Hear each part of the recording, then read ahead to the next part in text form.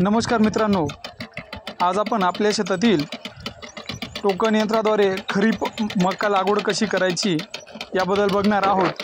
तर हे मनुष्यचलित टोकन यंत्र आहे। तुम्ही बघू शकता याच्यात प्रति 6 सेंटीमीटरला एक गॅप आहे। त्यात एक गॅप बंद करून हे केलं तर ऑटोमॅटिकली जवळजवळ 6 इंचाच्या अंतराने मक्का बी पेरणी होत असते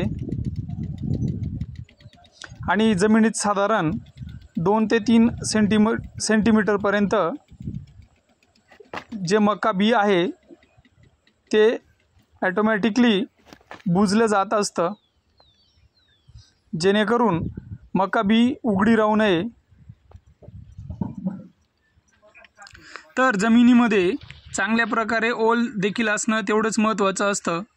तर या यंत्राद्वारे आपण ठिबक सिंचन करून घेतलं आहे आणि त्याच्यामध्ये या टोकन यंत्राद्वारे आपण पेरणी केलेली आहे। एका दिवसात साधारण आपण जवळजवळ 3 ते 4 एकरपर्यंत क्षेत्र या यंत्राद्वारे एक माणसाद्वारे आपण पेरू शकत असतो।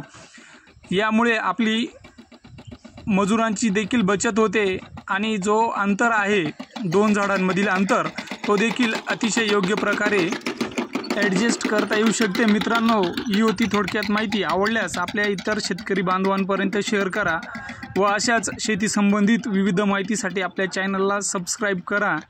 धन्यवाद।